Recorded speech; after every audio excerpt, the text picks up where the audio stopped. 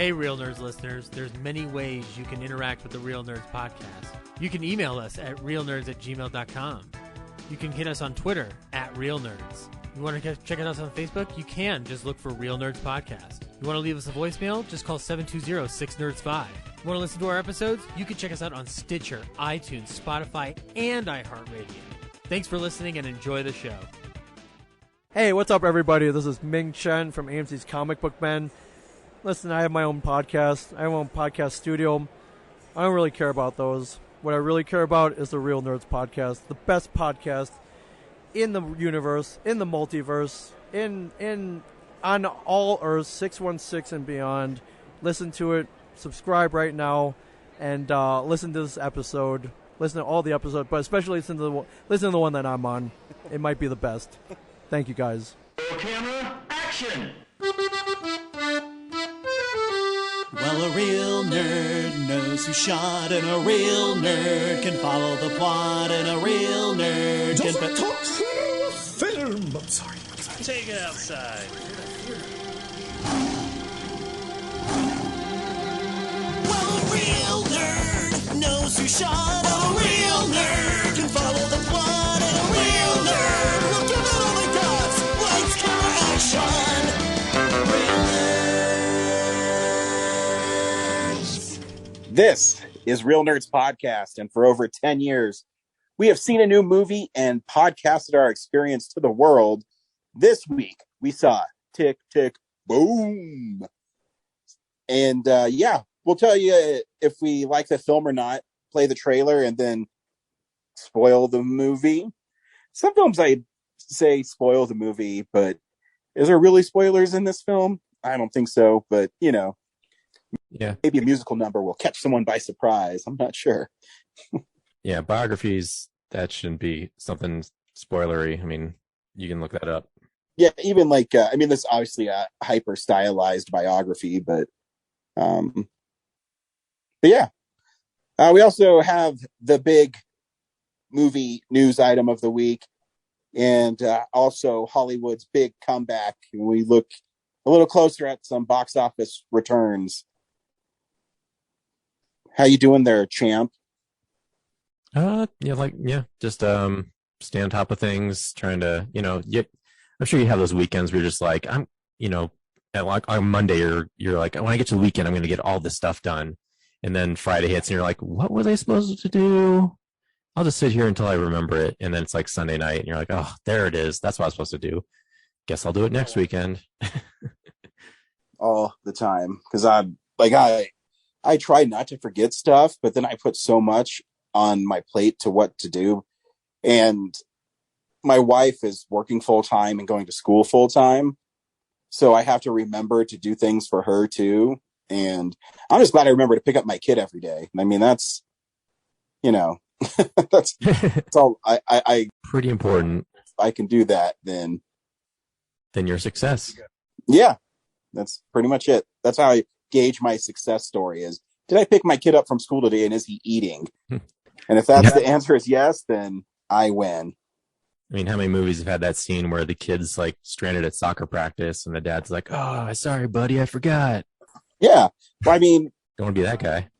Freaky from last year. Her mom left her at the football game and she got murdered by a serial killer. So, yeah, cautionary tale. Yeah, I don't want that on my conscience, Totally. Yeah. Yeah, I don't have anything cool. I did. Yeah, my kid. We were driving down to. What was I doing? I wanted to do something on Sunday, really just to run around, and then my kid said, "Oh man, no, it had been Saturday. Traffic's so bad to Idaho Springs. We should just go to the Alamo and watch Spider-Man." I said, "Okay, we can do that." And twist my arm. Yeah, and it was crazy. So you text me about Alamo's season pass thing, and it actually crashed as I was walking into the theater to open up my tickets. And when I got there, it just totally went. And the guy says, "I'll just have to write you out a ticket, man. I'm sorry." Well, that's cool that you're open to that. Like I had that problem too, but at least you were able to buy your tickets and then it crashed. Like Yeah. I could use the app, but it wouldn't initiate the season pass at all. So when I got to the counter, I was like, "Hey, is this thing crashed or what's going on?" And they're like, yeah, we've got some complaints about that, and I don't know. I think I can comp you a ticket." And I was like, "I think I should get comped. Like I'm paying for the service, and I want to watch a movie, and I can't." So Yeah, my guess is they probably went to update it or something and they fucked up somewhere. yeah, it's telling me I have to reinstall it. I'm like, it's installed. Like I don't know why you uninstalled it. Yeah. Yeah, mine worked yesterday last night when I was looking at Jackass Forever tickets. So Yeah. Anyway, yes. So yeah, just trying to stay on top of keeping this podcast current and modern. How's the new format working out? Have we got any feedback? well, yeah, I mean, I got the one feedback from Carol. I think I brought that up. Did I bring that up last week? I don't remember. If I did not, people really like it. So that's good. Me and being more condensed and more to the point. And I think it gives everybody a voice if they want one when they normally can't see the film, because the past 2 weeks has just been you and I, and the other people, I just say, hey, if you can't make it, just send us something so people don't have to constantly try to figure out their schedule, Yeah. It's in the post-pandemic world, people got to get back to spinning up their lives again. So why should this podcast stop them from doing that? Yeah. And, but I mean, and it also cuts down the time we have to put aside for it. So that's kind of nice as well. Yeah, it's wild editing it. It's I keep expecting it to be like a 2-hour affair. It's been like 40 minutes. It's great. Yeah, it's awesome. This week for Real Nerds, Brad, we were supposed to see Morbius. Wow. Pushed back for I think it's either the 5th or the 6th time. I forget the actual count. Did you see did you see it's been so long that they changed the advertising within the movie trailer now? So it's not promoting Far From Home, it's promoting No Way Home. Is it really? I didn't notice that. Yeah, it's like from the people who brought you Spider-Man Far From Home, and they changed it recently to No Way Home because that's what's relevant. Made almost $750 million. Yeah, we're that studio. I think they have a lot of faith in the movie, and they just wanted to reach the biggest audience they could. Right? Yeah, sure. Right? Yeah. That's how it works. So this week, I scoured the internet and I saw that Tick Tick Boom was playing at the Alamo Drafthouse. So, Brad, do you recommend Tick Tick Boom? I don't know. This is a hard one to review because it's just like a type of movie that I'm just not used to watching. I think it's good. Andrew Garfield is acting his ass off. Like a huge powerhouse performance. Very manic. But it's definitely got the vibe of like theater kid fandom where, I don't know, if you've ever done high school theater, like you recognize a lot of stuff in it. It's kind of stuff that's kind of cringy, like just kind of goofy and silly, and you're just like, oh man, what a dork. And that's coming from a nerd. So yeah, I think it's a good movie. I don't know if it's like a movie that's for me, but it's definitely well done. Yeah, I really liked this movie a lot. I thought it had great energy. I thought the editing was really great in a couple songs. And yeah, Andrew Garfield is really, really good in it. Here's the trailer for Tick Tick Boom.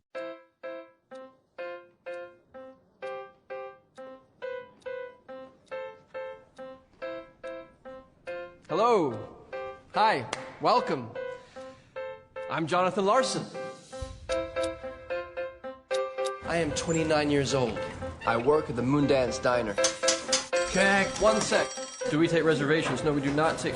We're a diner. I have an original rock musical Hey, boy genius. that I have spent the last 8 years of my life writing He's getting out. You're gonna be rich and famous. and rewriting. Did you crack it yet? Oh, I'm getting so close. And rewriting. Can I hear it? Any day now. 8 years! And the time keeps ticking. Tick, tick. You need to ask, are you letting yourself be led by fear or by love? Fear! 100% fear. I don't know what the show is. Why do we play with fire? What if the workshop happens and nothing changes? What then, Jonathan?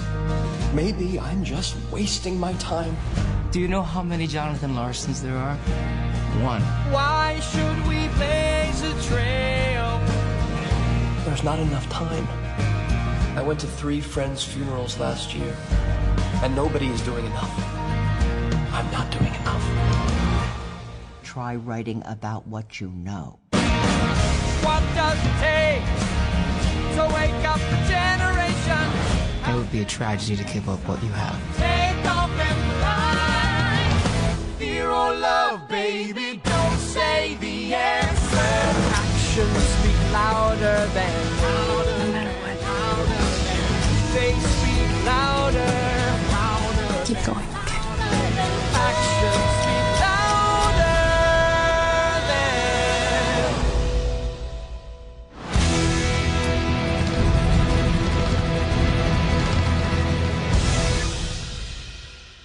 Tick, Tick, Boom is a semi-biographical film about Jonathan Larson, who is the creator and writer of Rent.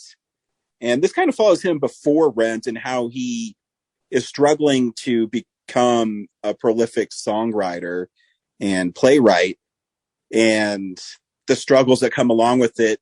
And the film is told in a really unique way where it's a one-man kind of show where he's in a small theater, I'm guessing off Broadway, and he's, telling his life story through song to an audience, and the film does flashbacks to these moments that he's talking about.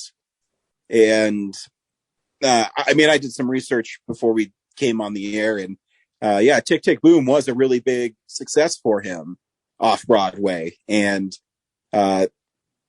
this film is like it's not an adaptation of it per se, but Jonathan Larson gets a writer credit on it.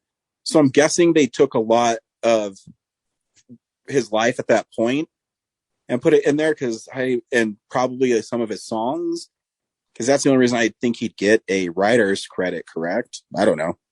Like, that was the confusing thing for me from the movie, because all I knew about him was like, oh, this is the guy who created Rent, right? And so I went into the movie thinking, okay, this is going to be like the inspiration for Rent. And then by the end of it, even by halfway through the movie, I'm just like, he's like 2 musicals away from Rent. Like, are we ever going to get to that? And then shows the end where, he has to learn to like, hey, write what you know. And he creates Tick, Tick, Boom. I'm like, oh, is the thing that he wrote, like, is this movie Tick, Tick, Boom, like adapted into a movie now? And I don't, is it? No, in a way it is, and in a way it's not. It's a really unique way of telling the story. And yeah, it's, he tragically died. I think I was reading the night of the final dress rehearsal for Rent, of some sort of heart issue. And so he never got to see. Yeah, it was an aortic aneurysm. They say in the end of the movie. Yeah, something like that. And so yeah, he never got to see, his greatest triumph. He won a Pulitzer Prize for Rent. And it's interesting they said Tick, Tick, Boom was success because in the movie they show the poster on the wall was like discounted to like $10 from $20, which kind of suggested to me that like it wasn't doing well. So from what I read, it was an off-Broadway hit, so maybe that's why, is just trying to get people into the theater. because he was competing. I mean, he even says in the film, he's competing with all these mega musicals and things like that. So maybe that's kind of a callback to it. But yeah, no, the movie takes, once you get into, it took me about 20 minutes to get into the rhythm of the film. But once I did, I had a really good time. I thought it was really fun. And yeah, I mean, Andrew Garfield is great in it. I read that he really couldn't sing that well, so he took a year to learn how to sing for this film. And so yeah, he knocks it out of the park. Yeah, I thought he was naturally gifted like that. Why he got the part, but yeah. It's funny, you were talking about in your opening about it has the theater kid stuff, and I totally felt that vibe. I mean, I love the editing and the song Therapy when he's breaking up with his girlfriend, but he's singing it to the audience with Vanessa Hudgens' character. And they kind of have that theater overacting, Yeah. where they're smiling and looking at each other. And so, yeah, I know exactly what you mean for that. In a movie, it's kind of weird seeing it because it's so over the top. But when you see a play, it's how it's supposed to be, if that makes any sense. I think so. Yeah. It's a hard concept to convey, but yeah. Yeah. But, there's other stylized stuff that's like really impressive. When they do the Sunday song and the diner like unfolds and everything, it feels like a La La Land type sequence. Oh, yeah. I think anybody who's worked in the service industry really relates to that song. Yeah. Because it doesn't have to be, restaurants. It could be retail where all these people don't recognize that you're really shorthanded and nothing's really your fault. You're trying your best and they just take it out on you. So that song was written by Jonathan Larson. Is the music in this musical like designed for this movie? Or are they all pieces from other stuff that he scrapped? Yeah, that's what I read, is that they're all songs that he wrote, but not for Tick, Tick, Boom. Yeah, obviously the stuff for like the failed musical is for the failed musical, but I'm just like the stuff that's conveying his life at this point, creating those songs. I was like, are those created by other people for him, or like are these all songs that he made from, just his back catalog of like, I'll put this in something someday. Yeah. So it is a stage musical. It's based on the stage musical of the same name. So it's a film based on a stage musical. Yeah.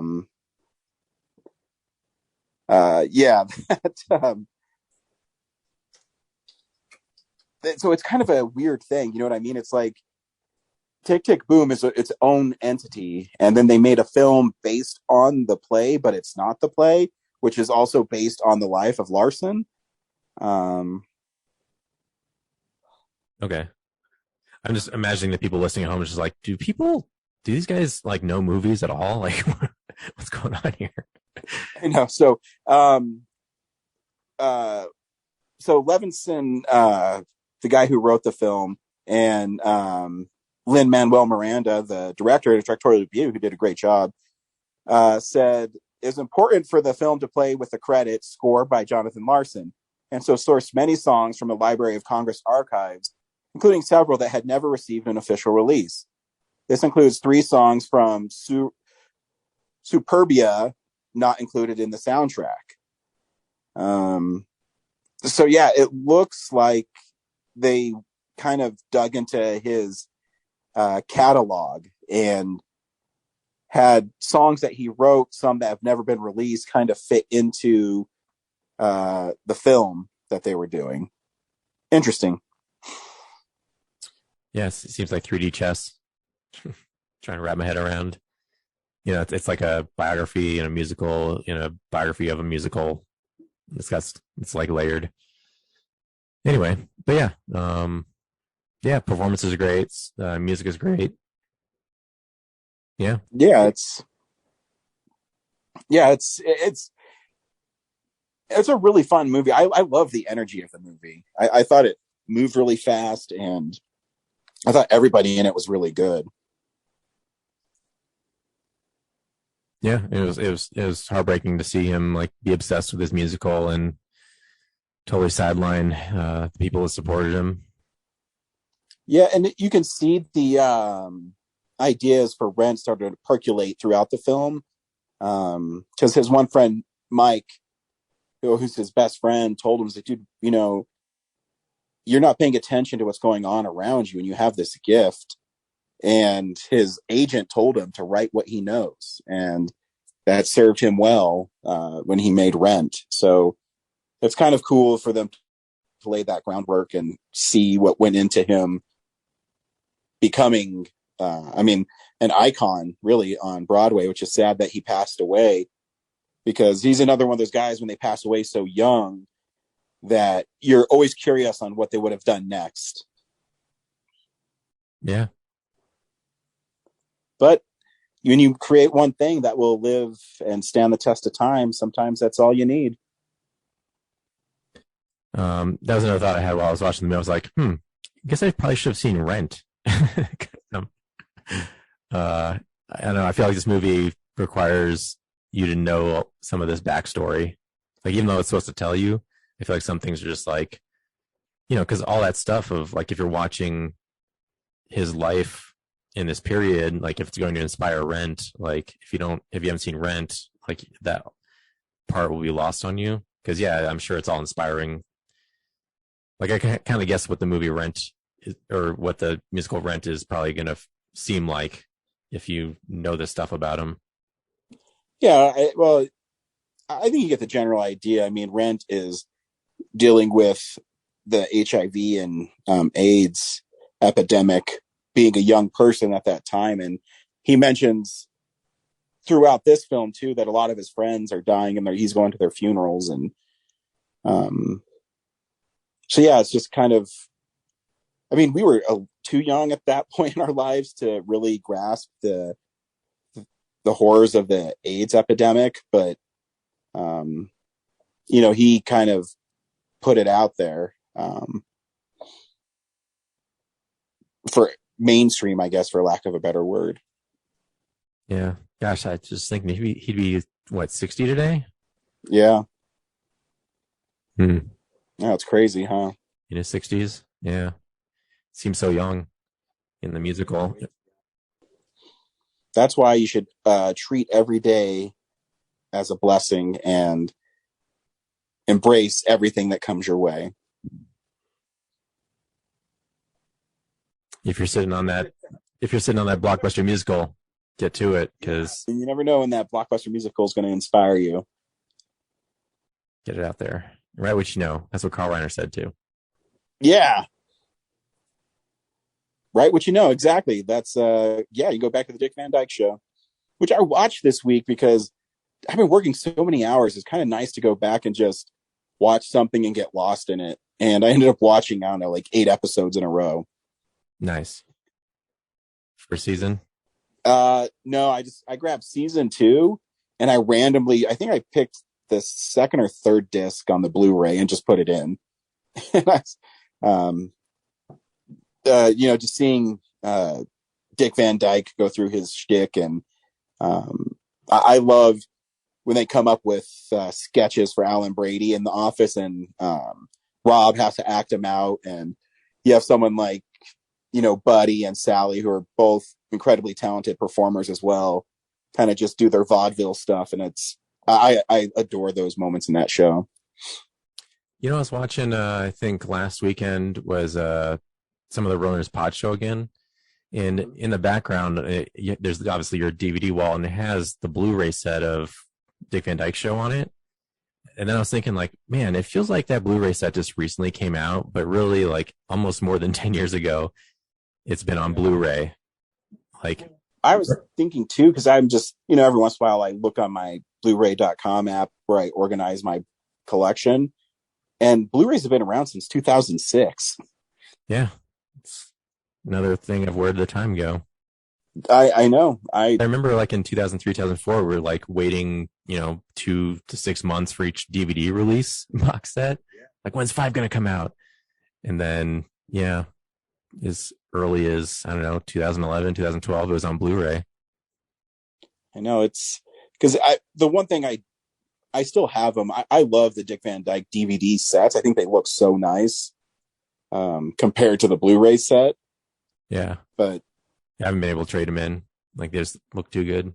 Yeah, no, I don't. I mean, I have the Blu-ray set and I have the DVD sets, and my wife is really annoyed with stuff like that. But I just can't do it. I don't know. There's something, it has a little trivia on the cases. It has the TV that if you move it, there's a scene from the show. Yeah. Remember when they used to actually put like a lot of effort and features into the packaging for those things? Oh man, so I love the Simpsons DVDs. I think they're some of the best produced ones. And I went to Whale's Tales, which is the Jefferson County Library's, I guess, overstock thing, or after outlet. Yeah, outlet, I guess.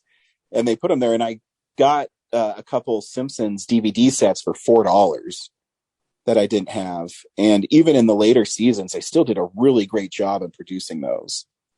So yeah, it's sad. And I mean, then you have shows that just kind of, they go away now. Stuff like It's Always Sunny in Philadelphia. They just stopped making them. I'm hoping they're going to release the next Family Guy one. I don't know if it's because of a COVID thing, why there's like maybe a year or 2 year gap in it. But yeah, I think they're like 3 seasons behind now.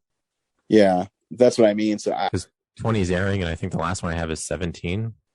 I have 18. Okay. So yes, I mean, they were like one behind. And I don't know how long they shut down production because of COVID, but yeah, it's just things I think about all the time. And important things. I forget to always share, there's always articles from Hollywood Reporter or Variety where they'll say, DC movies that are leaving HBO Max this month. I go, I never have to worry about that. Even in something like HBO Max, who owns those films, take them away from streaming services. It's so ridiculous. Yeah, it was actually I on HBO Max they had Fast and Furious 6, which I haven't seen 6 and 7 yet. Mm-hmm. I was like, okay, cool, I can finally catch up on this. And then they didn't have 7, so I was like, oh, maybe Universal has them all unlocked again. And Peacock is the Universal streamer, and they don't have Fast and Furious at all. I think they have the first movie available. I'm like, how does Universal not have one of their biggest franchises free to stream? Like, they don't even have a paid version of it. It's like weird. That's what I mean. And they'll find a way to edit stuff. Yep. That's why it's a scam. 2 years later. Stuff, but yeah, I like having the stuff and they can't take it away from me. I like that more. There's like a contract dispute. They're like, we got to cut out The Rock from this movie. Yeah. Re-upload it. And I mean, they do that all the time with my in-laws have Dish Network. They lose channels all the time over contract disputes. So they don't have NBC right now. So I guess they're not going to be able to watch the Super Bowl next week. I'm just saying it's a joke. But anywho, I digress. This is the big box office comeback.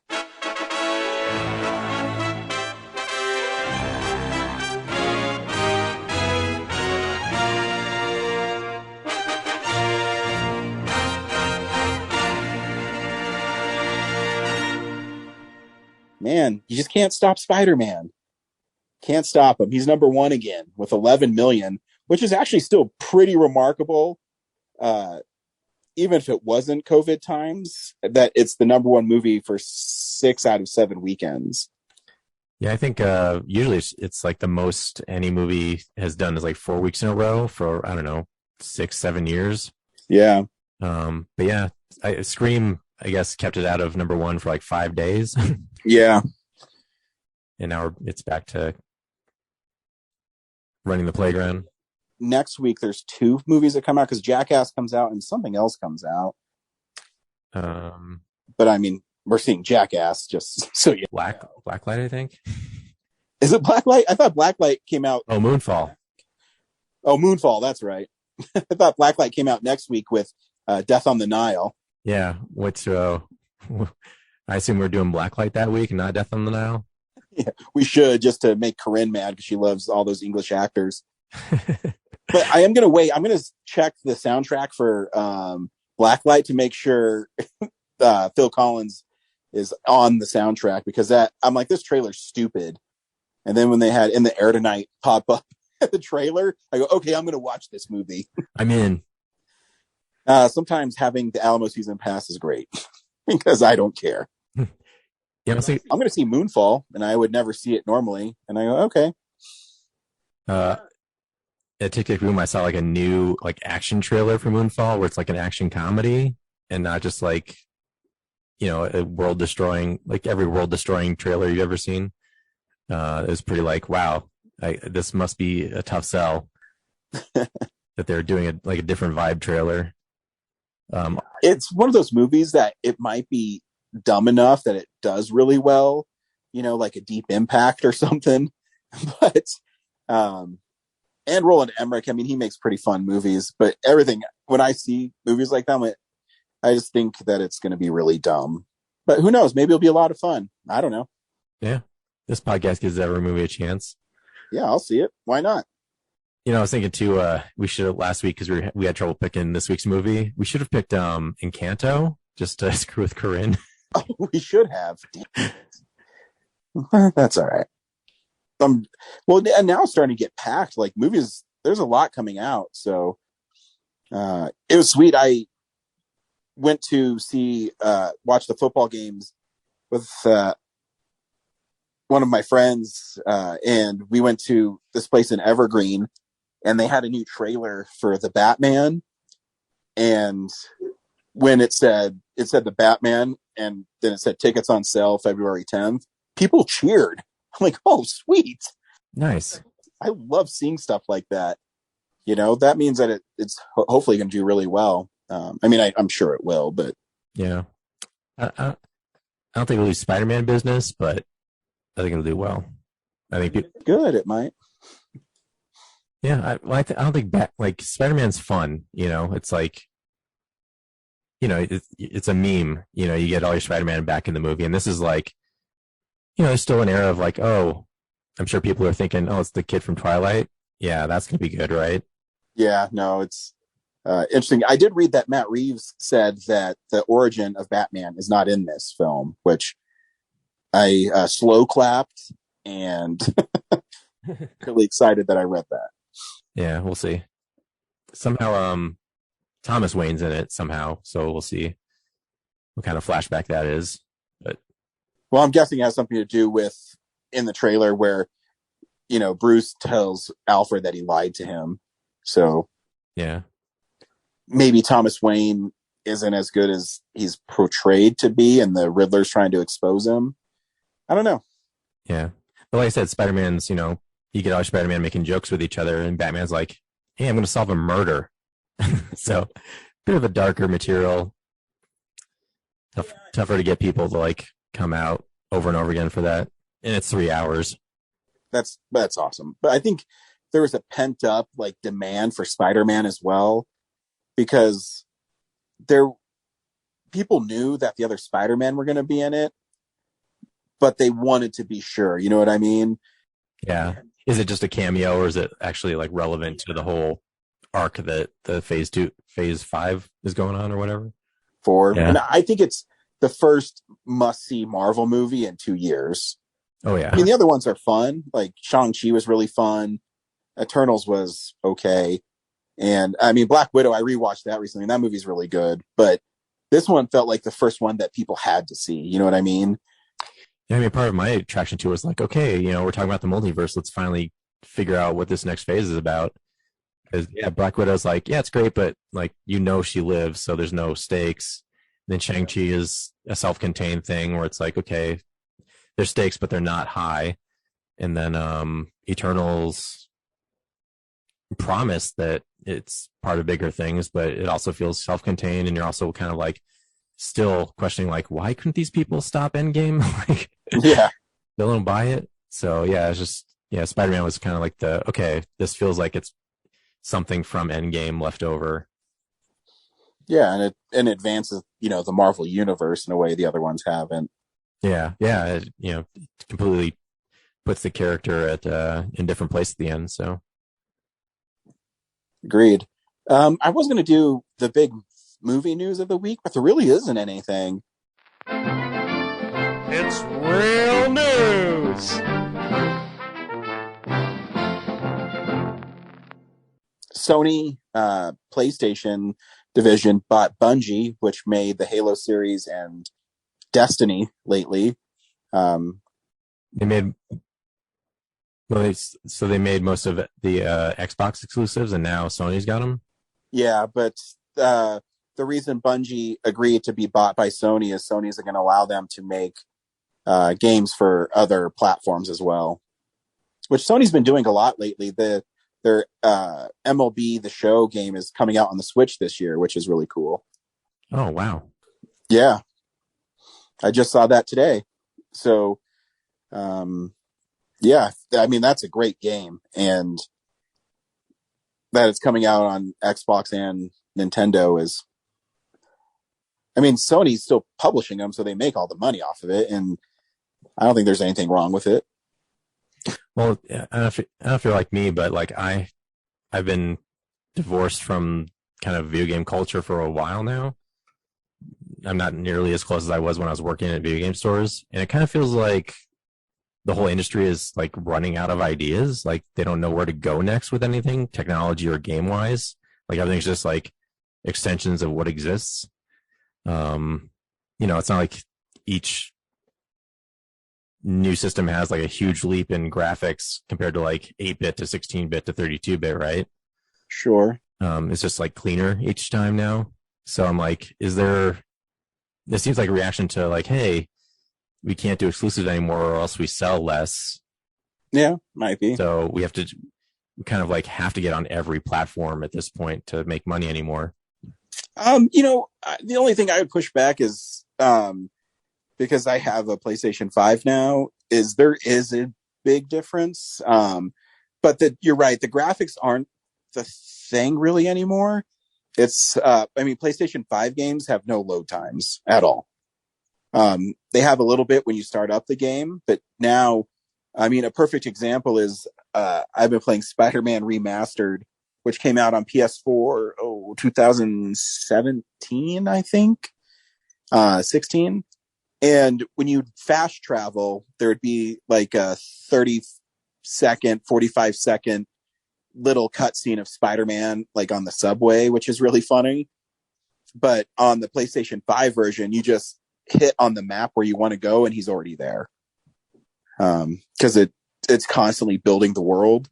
And they add this thing called ray tracing that allows reflections. And it's and the controller is really incredible for the PlayStation 5. It vibrates in a different way, which is really cool because I remember getting, the Rumble Pack for N64 and how revolutionary that was. Yeah. And now where we are. And, even remember the N64 controller with the analog stick, and people are going, is that even going to be a thing? And now it's just a standard. Oh, yeah. Game.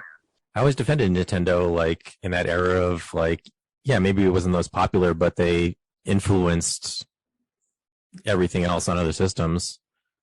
Well, I think that the Switch isn't the most powerful system, but, it still is really fun. And there's something really cool about, when I go on trips and I just take my Switch off the dock and I can play it on an airplane, and the screen doesn't put out as good of a picture as my 4K TV, but it's pretty damn close. And so I'm basically getting a super powerful system that is a handheld system, which I think is really innovative and cool. Yeah, I saw someone had the OLED version and the screen looks so nice. So noticeable. I've never seen one, so I don't know. Yeah. Yeah, it's just it's only slightly bigger, but it looks like that 4K resolution you get from like I'm sure your huge TV, you know. Yeah. But yeah, no, it's yeah, no, I'm not as close to it as I used to be, but I mean, there's still days where I mean, last night was an example where I just put on Spider-Man and I played it for like 2.5 hours and just getting lost in that world again. And I mean, that game's incredible, but just so much fun. And it makes me want to play. So I'll probably bust out the Arkham Batman collection I have before the Batman comes out, just so I can get in that mind frame. And yeah. I never did get into Arkham City. I gotta do that sometime. I should. I started it up and I was like, there's way too much going on for me to like, give up a weekend or probably like a month's worth of weekends there's just too much to do. So I'm like afraid to touch it because it'll like ruin. What I love about the Spider-Man, it's basically like Arkham, but you're controlling Spidey. Is there so many side missions that you can just turn on the game and, go here and stop these criminals over here, or do like swinging through the city at a certain speed. And so there's enough to keep you distracted. And I mean, Arkham games are a little more involved, but you can go around and just collect Riddler trophies if you want. Yeah. No, I'm such a completist. That's my fear, is like, I'll try to want to do every little thing. And, Arkham Asylum was like, okay, you're locked in the asylum. There's only so far you can go. And then I open up Arkham City and it's just like, I could go anywhere in this huge Gotham City. That's dangerous. I need to do work. Yeah. No, I mean, you can be a completist, but yeah, I mean, you do have to train yourself in that, or in Arkham Knight, because Arkham Knight's like twice the size of Arkham City. Yeah, you just gotta, what I do in those games, because the story is so compelling, is I slowly advance the story, where I'll go run around and get, the Riddler trophies or whatever other side mission. And then if I do that for about 20-30 minutes, I go, okay, now I'm going to go see what, Batman's up to and keep the story going. But yeah, no, I get it, because I'm like that with Spider-Man right now, is I'm going to get all these trophies. I'm going to find all these backpacks around the city. And still, keep the story going, get you in trouble for sure. Yeah, but whenever Breath of the Wild 2 drops, for sure, I'm definitely locking myself away and immersing myself in that, for definitely sure. I'm guessing probably this winter would be my guess. I hope so. It's been a while. Yeah, I mean, they've been working on it a long time. That's what I do like about Nintendo, is they really don't delay games. They always say, this is coming out in 3 months. Here's the pre-order stuff. So yeah. And I mean, I'm waiting for a new Mario game too. Like a sequel to Odyssey. That's what I want. So yeah. Hey, let's see if the other nerds are up to anything this week.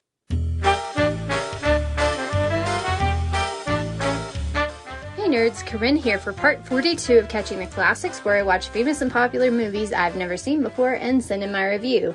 This week, I watched Minority Report, which just fell off of Netflix, so I got in just under the wire. On the whole, I thought the concept was really cool, but I think the execution could have been a little bit better. The movie was trying to straddle this line between, do we want to be an action movie, or do we want to be a drama, crime thriller sci-fi thing?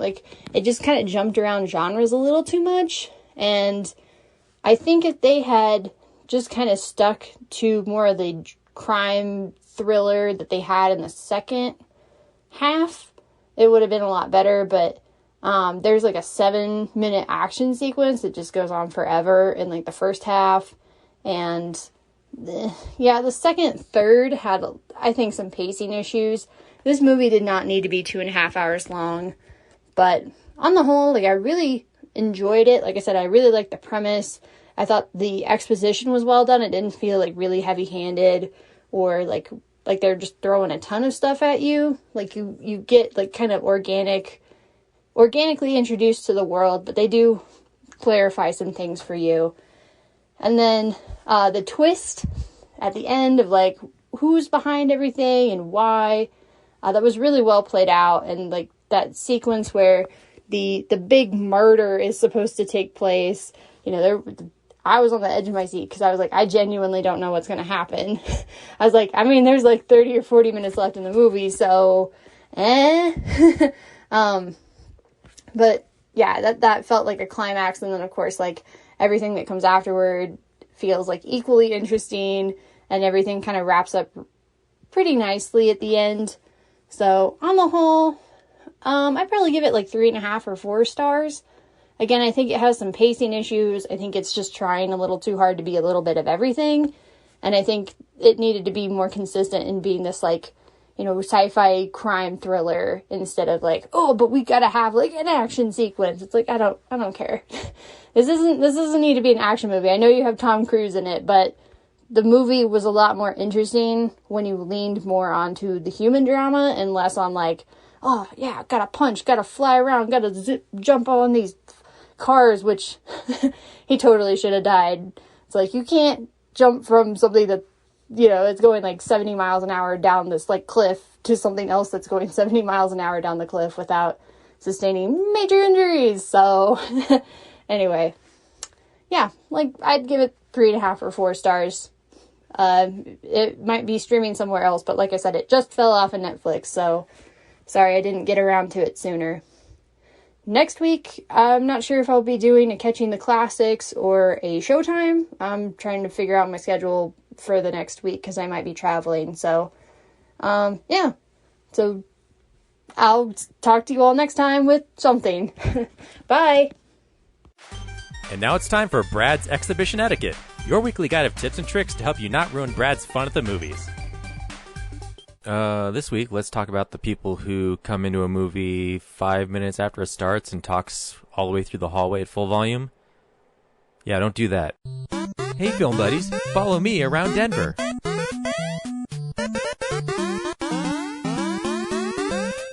Like I said last week, midnight movies are back, and this week you can watch Punch Drunk Love at the Esquire at midnight, Friday and Saturday, so check that out. And on Wednesday, February 9th, at the Littleton Alamo, you can watch the first Ninja Turtles movie.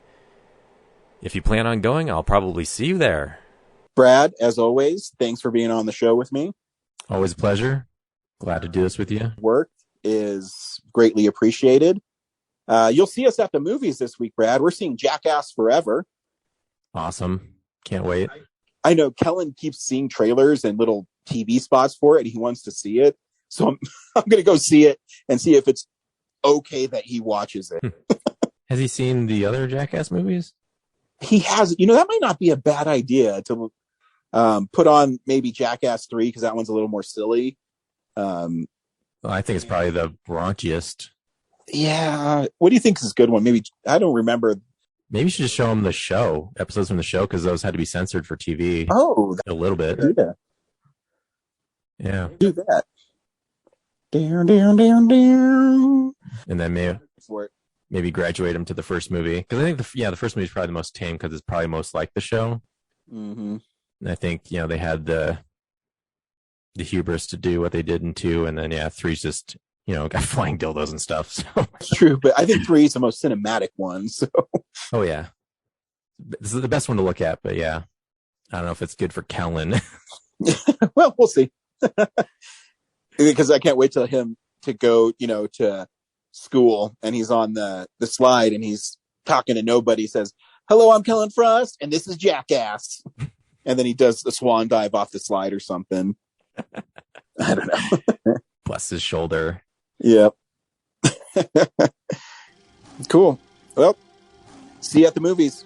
Well, a real nerd knows who shot. A real nerd can follow the plot. And a real nerd will give it all the guts. Lights, camera, action.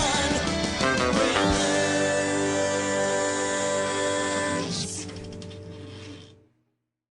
Thanks for listening to Real Nerds Podcast, a Nebulous Visions production. Stream or download episodes, read articles at realnerdspodcast.com.